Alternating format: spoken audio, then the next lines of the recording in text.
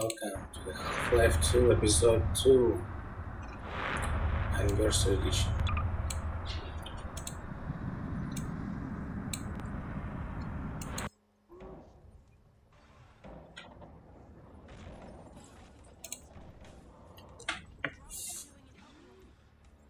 Oh my god! Gordon! I love you. I love you too, baby. I'll be praying for you. Go find Dad. I'll miss you too.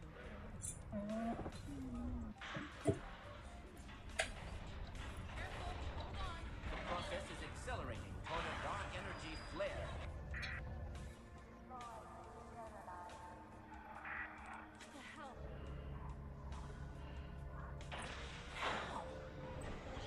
She's in serious trouble. Hurry back. The core is exceedingly close to collapse. We need to get this and the transmission packet to my dad.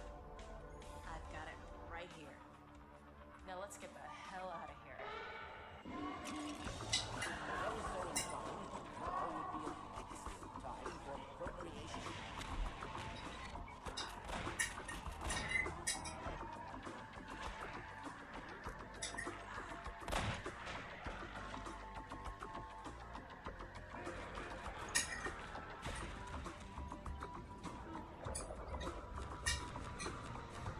You two have to get out of the city. The citadel could blow at any moment. Oh my god, the transmission's going out. They'll have it on the other side soon.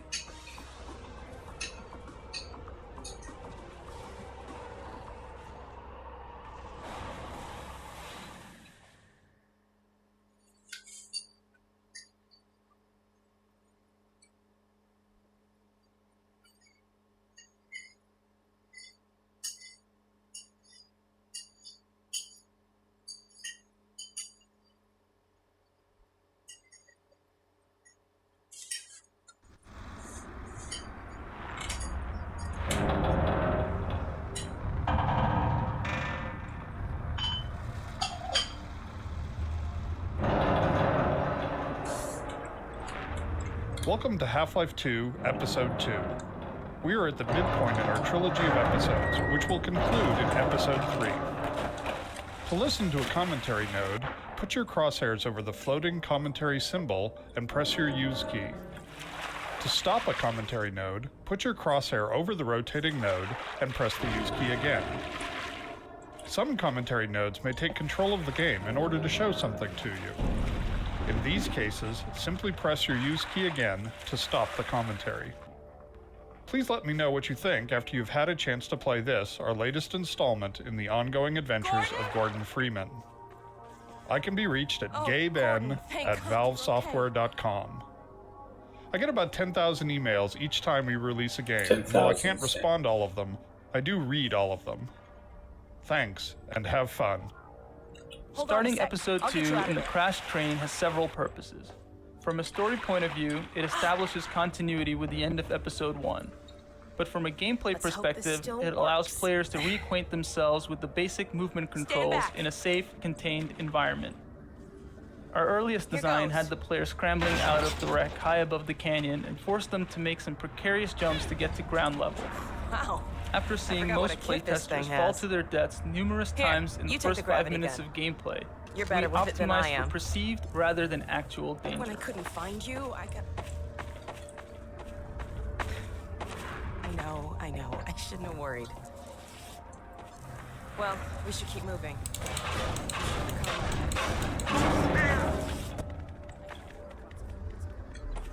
The destruction of this rail bridge was our first opportunity to showcase our new cinematic physics technology. We wanted to convey to the player the scale of the train wreck, and the delicate balance the damaged bridge was left in as a result. The structural deformation of the twisted metal was modeled with the my help of God. surface-based spring networks, The driven Citadel. by particle systems. What the hell is In happening? this case, we actually passed a rail car through the bridge and solved the deformation dynamically. For the collapse, we used an offline large-scale rigid body simulation, a technology typically reserved for the visual effects industry. In this simulation, we have about 750 moving parts, calculated with coarse, convex hulls. These in turn drove a skeleton network to which the high-resolution geometry was skinned. particles were then emitted from the transforming geometry and calculated in-game. Having established the super portal as a threat in the opening vista, we decided it would make a useful landmark as the player traveled toward White Forest. In Half-Life 2 and Episode 1, we could count on the Citadel being visible in many of the maps, casting its shadow over the world. The super portal plays the same role in Episode 2, anchoring the player in a world while providing them with visual updates on the developing threat. The addition of beam effects and Portal Storm's shockwaves help bring the portal to life and make it more than merely a static background element. For the ominous mass of clouds which swirl above the destroyed Citadel, we devised a shader effect to give the impression of depth and complex turbulence. The actual geometry rendered for this effect is a single flat polygon, but through a series of pixel shader effects, which composite several texture layers, we are able to achieve the impression of realistic churning clouds. In the offline pre-visualization work that we did to initially define this effect, we developed a very realistic simulation with more than 30 layers of clouds. With real-time shader techniques, we were able to achieve an equivalent look while maintaining an interactive frame rate. The view of the ruined yet still dangerous City 17 is a good example of a classic Half-Life vista. Vistas are sweeping scenes where many elements of design come together. This one reminds the player of what he's accomplished in Episode 1 while setting up a threat that will hang over the rest of Episode 2. It establishes the mood with a stunning skybox and shader effects, shows off believable character responses, and also literally sets the episode into motion. When the player looks at the scene, a device called a look trigger sets off the portal storm, which causes the bridge to collapse, using Valve's new cinematic physics, which we'll be showcasing throughout the episode.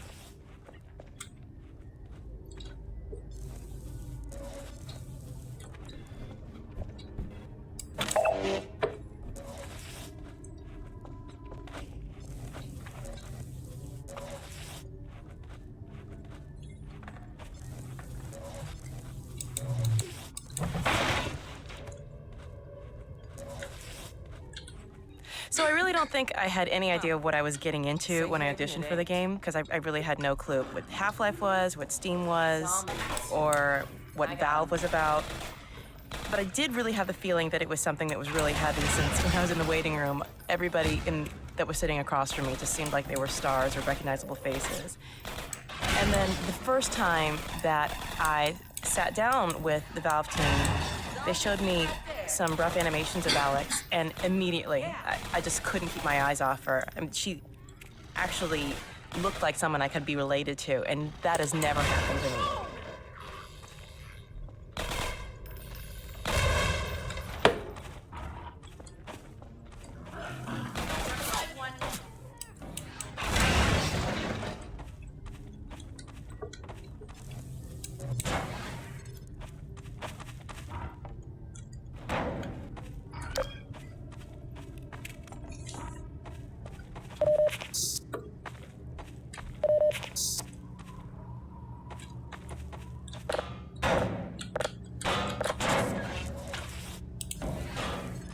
It was Dr. Kleiner.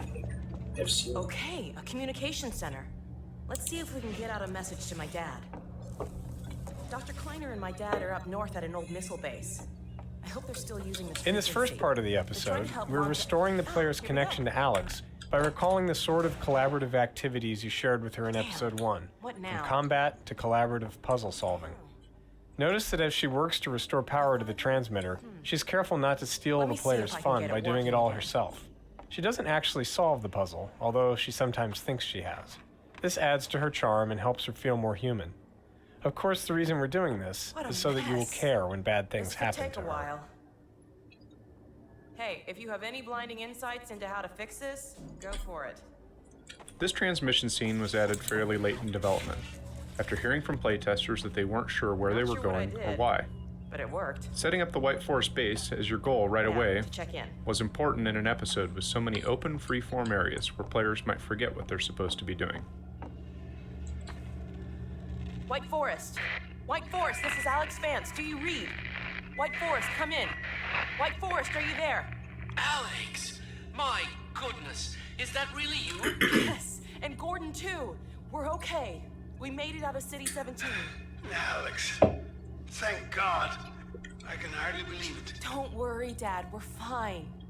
But something really strange is happening with the Citadel. Oh yes, we've been monitoring the situation. The raw discharge of the meltdown has been focused into a coherent beam of portal energy. It's the Combine. They're trying to open another gateway. Yes, what you're seeing is the infancy of a super portal. If it attains full strength, It'll be the 7-hour war all over again. Except this time we won't last 7 minutes. My God. Gordon, what if that's why they were sending so much data from the Citadel? So that... data from the Citadel? In the control room. They were feeding huge volumes of data directly into the core destruction sequence. Magnuson, did you hear that? I'll bet it's the Combine portal code. Yes, I'm not deaf. I downloaded the whole packet. They've been chasing us ever since. Well, of course they have. You see, Kleiner, it's the linchpin of all of their plans. Well, I can see that. I never said... Somewhere in that sequence, they would have had to establish a connection with the far side. What you have there, young lady, is the specific contact code for the Combine overworld. Good God. Now, if I am right about this, and I have no reason to doubt myself, you are carrying the very code Dr. Mossman had hoped to recover. Now, how soon can you get here? Well, we'll have to get our bearings, but we can definitely... There is no time to waste. We'll need to step up the launch schedule.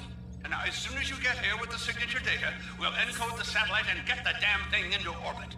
Get here as quickly as you can, you two. Dad? Dad! You're breaking up! Come in! Dad, are you there? Dad! Oh, no. Remote compliance. They're still tracking us. We need to keep moving. Signature imprint.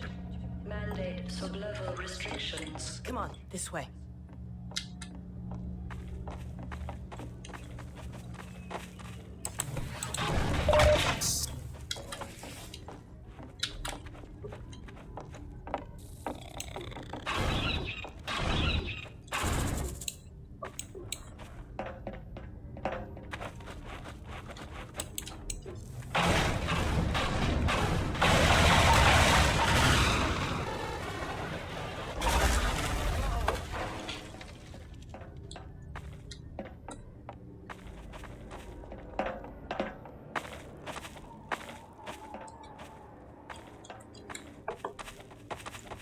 Nice. Did the trick. I can always count on you to find a way through.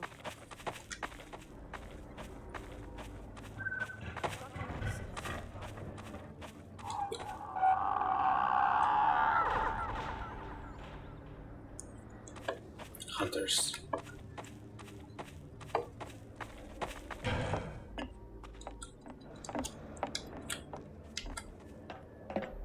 Careful up there. I'll keep watch out here.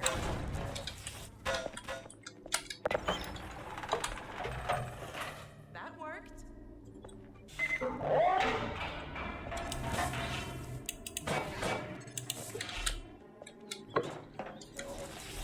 Gordon, there's something sneaking around out here. Ah! Oh my God. Ah! Gordon.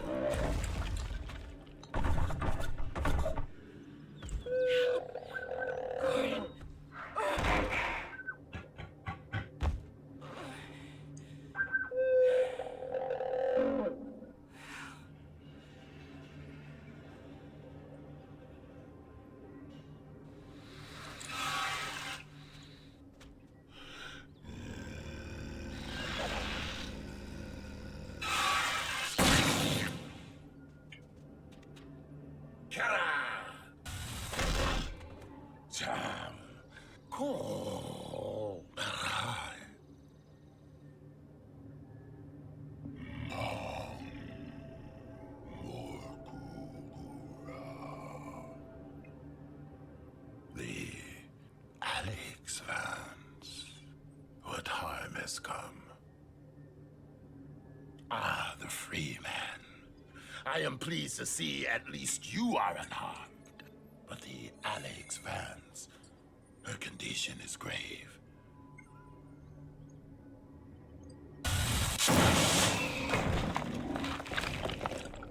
From the beginning of Episode 2's design, we intended for Alex to be gravely injured and fall into a coma. However, the timing and nature of her injury changed dramatically. In the earliest version, the player awoke to find Alex already unconscious. We wanted the player to be unsure of what to do, but instead this turned out to be merely confusing. In the next iteration, Alex balanced precariously in the train car near the player, only to slip and fall as the train shifted. This was unsatisfying because we had painted Alex as tough and agile. Having her injured in a fall seemed arbitrary and impersonal. I will stabilize her. We kept trying to add a stronger emotional aspect to her injury, something that would give rise to anger and fear. Around this time, the hunters were coming online, and we were having trouble giving them a really powerful introductory moment. Solving both problems at the same time, we introduced the hunters as the cause of Alex's injury. Creating the sound of the Vort's call was a refreshing break from scoring huge explosions or the bridge destruction. We wanted something subtle that would communicate the Vort's general nature as well as its specific cry for help. Sometimes it can be difficult to process sounds while still giving an organic quality to the voice. To design a sound that contained a sense of the alien personality without just sounding like another animal call, we found a way to add and process overtones while subtly altering the phrasing of the pitch. The resulting sounds give the impression that the Vorts are in fact communicating among each other with a dynamic dialogue of calls as opposed to speech.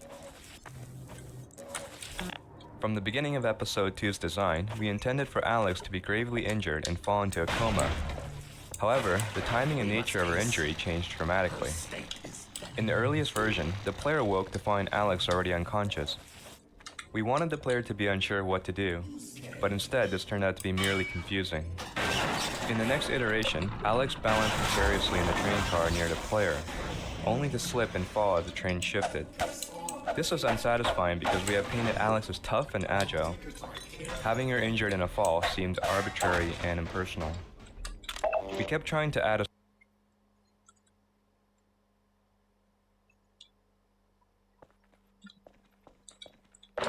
It's number 4th and number 3rd. Crowbar.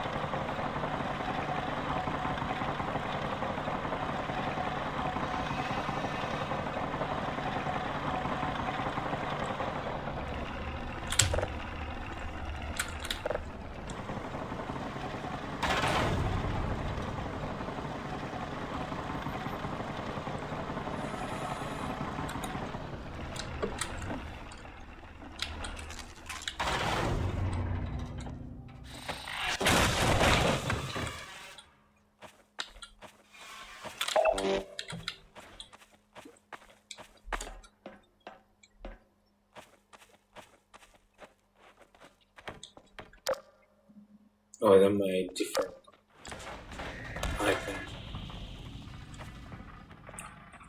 for flashlight.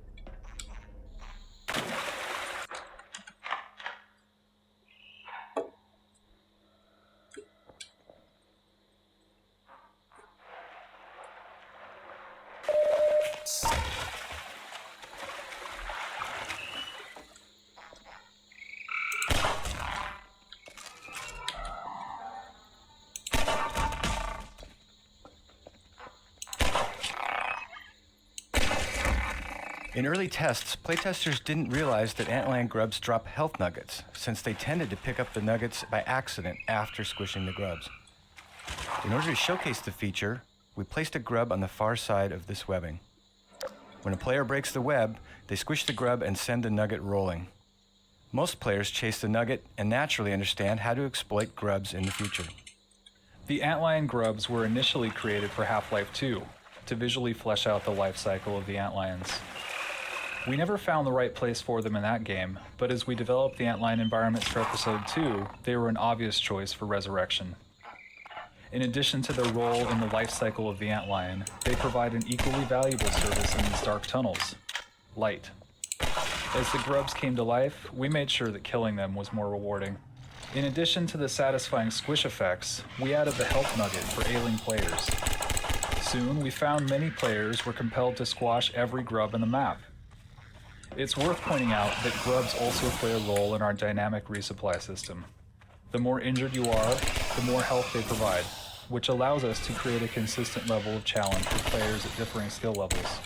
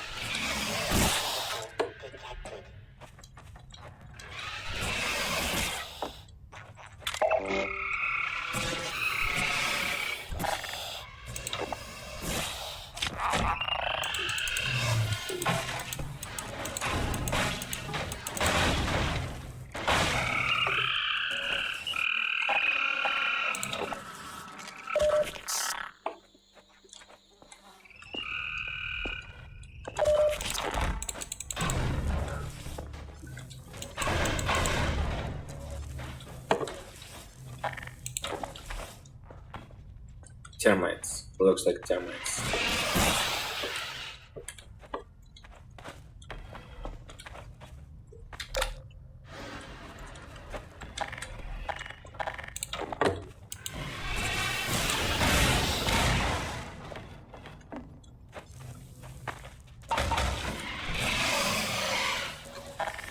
Looks like shotgun or slime. Slime gun.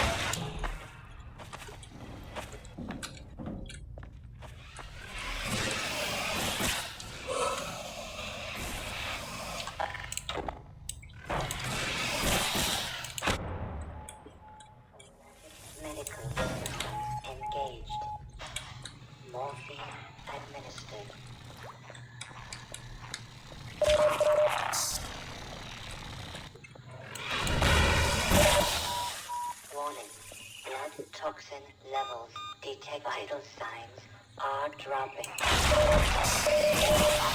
Vital signs critical.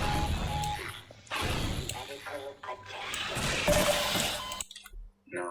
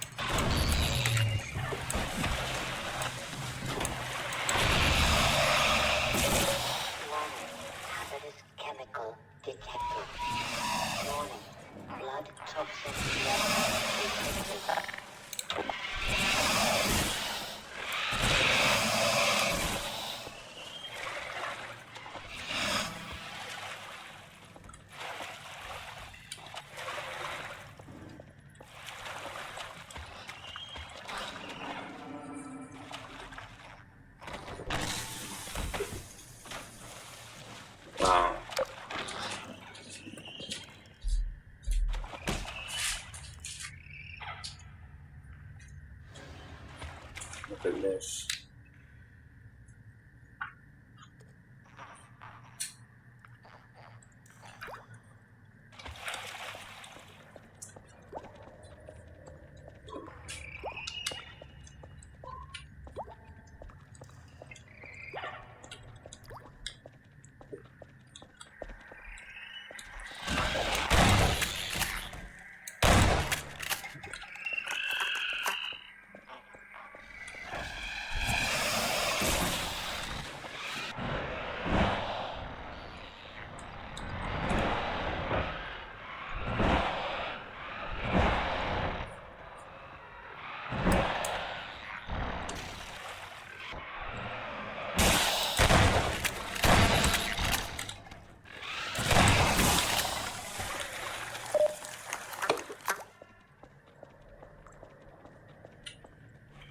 Documentaries.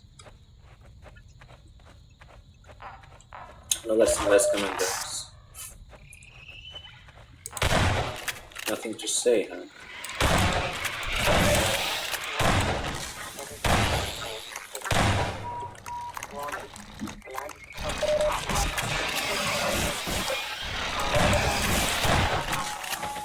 Seek medical attention. Critical. Minor lacerations detected. Emergency. User death imminent.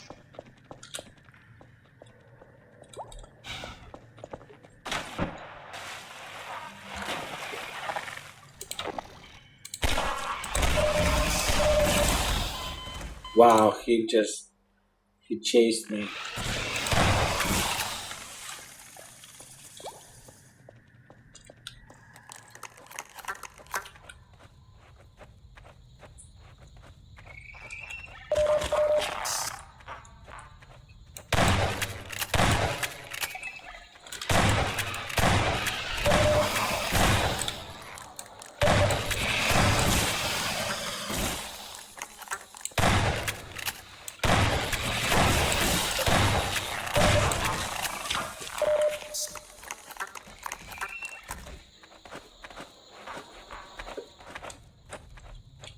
Wait, I came from there?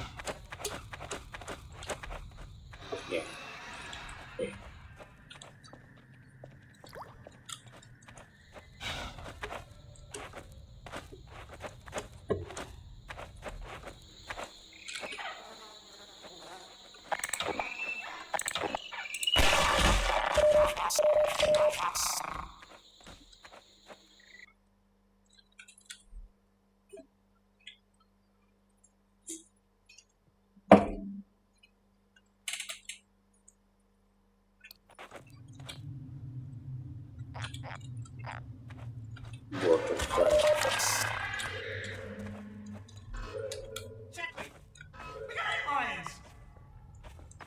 You idiot. That's Gordon Freeman. The Vortigaunt said he was on the way. Dr. Freeman, Alex Vance is over here. The Vort's trying to patch her up. Griggs and Sheckley started off as minor characters who were just used to explain the setup for the turret battle. Once done, they died fairly quickly, leaving the players alone to fend off the antlion swarms. We found this left players unsure of their defensive strategies and would force them to visually survey the cavern before setting up defenses. So we made the two characters stronger and had them yell out their state to players, and even suggest what openings the players should cover. This gave players extra time to set up a defensive strategy before the antlions arrived. This also let us ratchet up the intensity level by slowly heightening their reaction to the threats.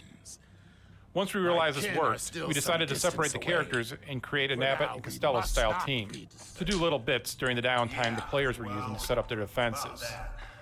We ended up with entertaining character moments that also cued the player on game state and events. Got some supplies over here if you need them. Griggs and Sheckley's comment about not stepping on the grubs was originally intended for comedic effect, and to suggest that, as usual, Gordon Freeman had brought trouble in his wake. However, we found that some players took this comment too literally, and would spend the rest of the level avoiding grubs in fear of spawning more antlions. We experimented for a short time with making this an actual mechanic, bringing in antlions whenever grubs were squished, but this had several negative results. It made the tunnels far too difficult, and canceled out any benefit the player got from squishing grubs for health. we decided to keep the grub behavior simple and rewarding. The breach is a rough, earthen tunnel, which many playtesters tended not to notice when the attack began. They felt they had been told to defend only the 3 marked tunnel openings. We addressed this confusion by changing the sequence of antlion waves so that the second attack came through the breach. Players then understood that all 4 openings were vulnerable. Don, listen to him, Doc. We're on edge because this place is riddled with antlions. The Vort says, as long as we don't step on their grubs, they shouldn't hear us this far from the nest. In Half-Life 2 and Episode 1, players learned that turrets will always attack them, unless they are reprogrammed by allies. We needed a new visual way to instantly show that these new turrets are also allies, and decided to hark back to the aircraft nose art of World War II. Hey, Griggs. The elaborate turret design also hints at how bored Griggs and Shepley must have been sitting down here by down themselves. There by the Vort. Everything you need for doctoring. They're coming. One light. Let's move. We have to defend the Vort.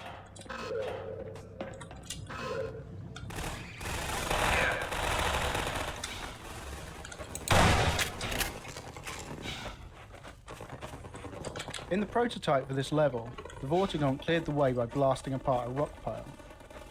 After a new model was created for the generator, we decided to exploit the Vortigaunt's natural relationship with electricity by having him charge the generator much the way he charges Gordon's suit.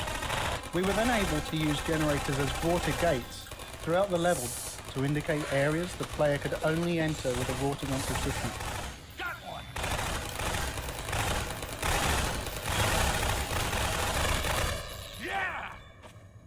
Doc, you ever seen an antlion before? Hey, Doc, you might want to grab a gun. Down by the Vort.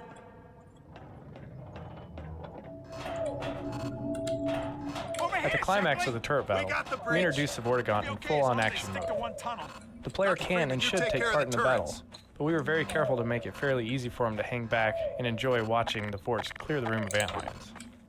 We wanted to show off the Vortigaunt's new abilities and get the player excited about the role they were going to play as active allies in the struggle against the Combine.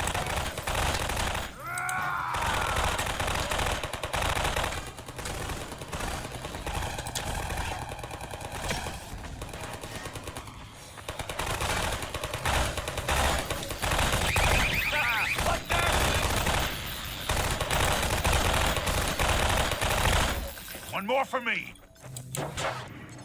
No offense, Freeman, but things were pretty quiet until you showed up. Swarm at 24! Come on, let's go! I'm coming!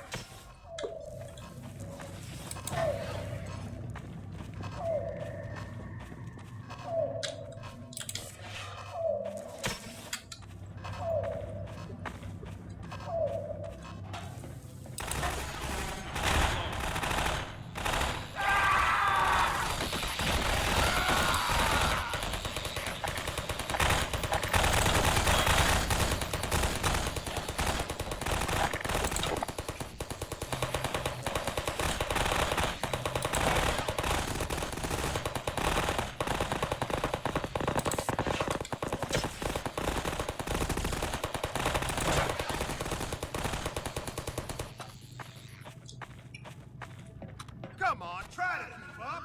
Let's just stay here. We got 36. You handled it well, Doc. Hey, you see a bug on me, how about you try to get it off? Yeah, sure.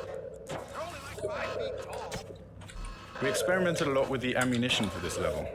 Originally, we had a single ammo crate containing submachine gun bullets, positioned down near the elevator. Playtesters, however, seemed happy using a shotgun in this battle, so we added a crate full of shotgun shells and moved both crates to the top area, so players could easily trade off between different styles of gunplay.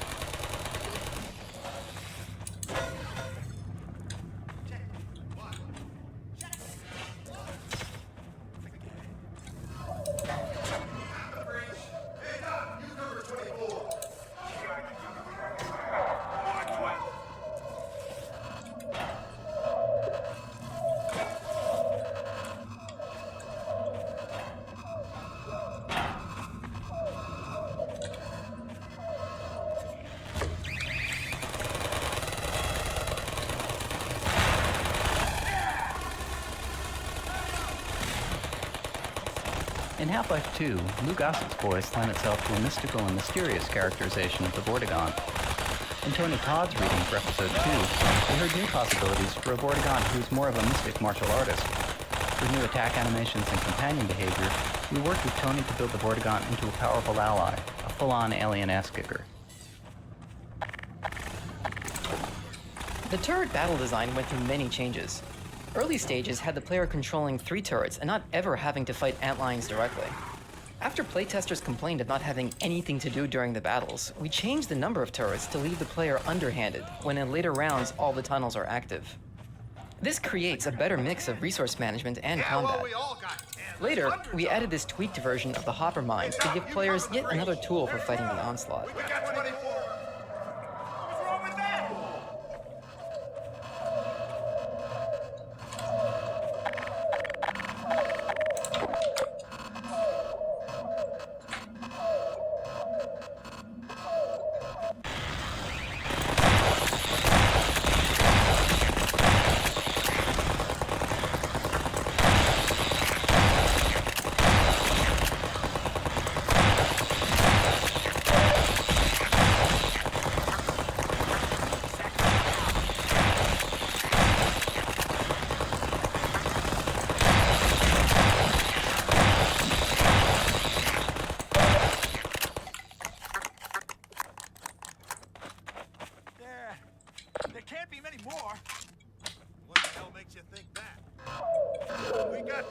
Incoming at 36! And the breach! And 24! Oh God, they're coming from everywhere!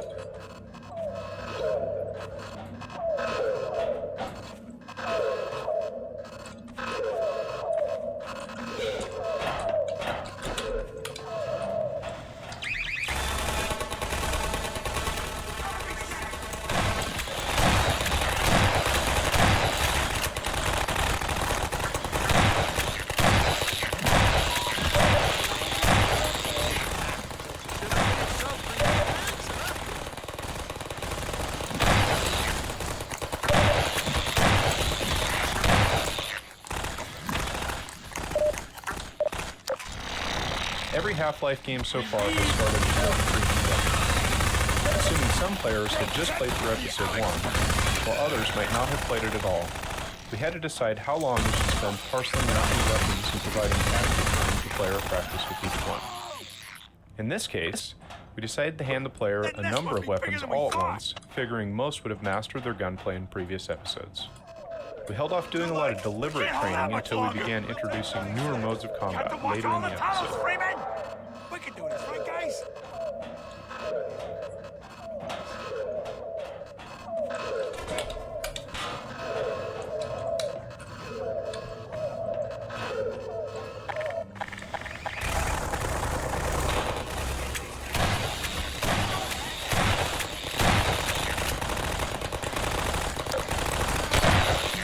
The breach is a rough earthen tunnel, which many playtesters tended not to notice when they attacked the game.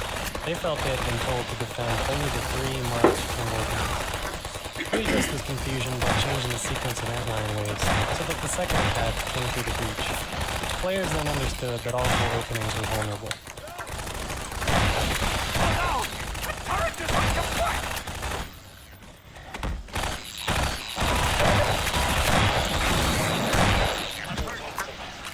In Half-Life 2, Lou Gossett's voice lent itself to a mystical and mysterious characterization of the Vortigaunt. In Tony Todd's reading for Episode 2, we heard new possibilities for a Vortigaunt who's more of a mystic martial artist. With new attack animations and companion behavior, we worked with Tony to build the Vortigaunt into a powerful ally, a full-on alien ass-kicker.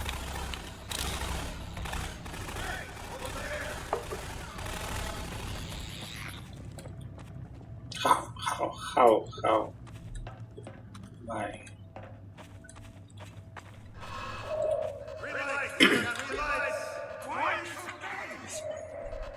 I think we misunderstood!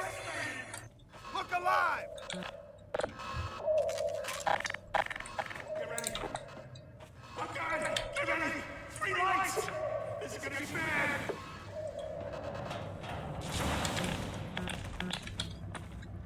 Take this med kit. Hey, it's the boards. They made it. Yeah, I knew it. Our delay, regrettable. We killed many antlions, yet many more remain. We must attend to the Alex Vance. There is no time. More antlions approach. We shall quiet them.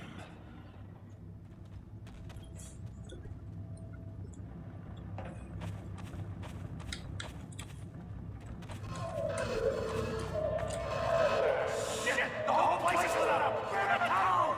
Wasn't even supposed to be here.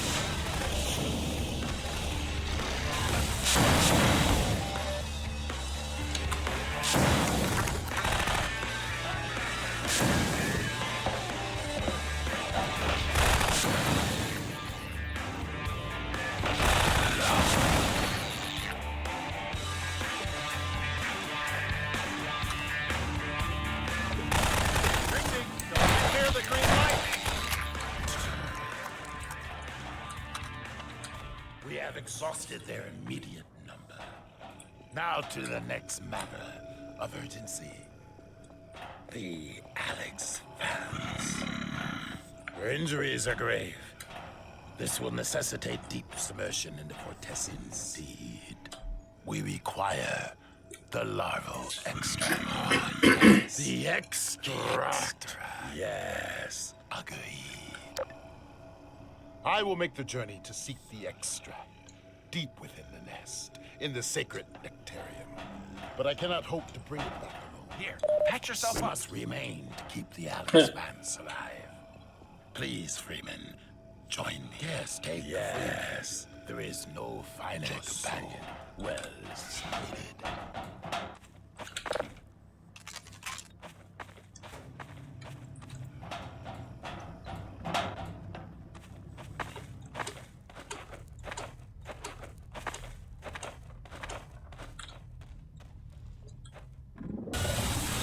Cool.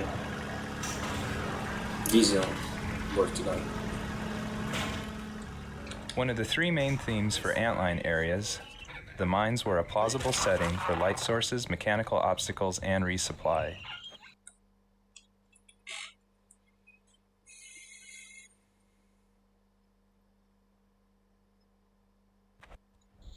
Alright, that's all for now. Let's see how we'll get the essence later.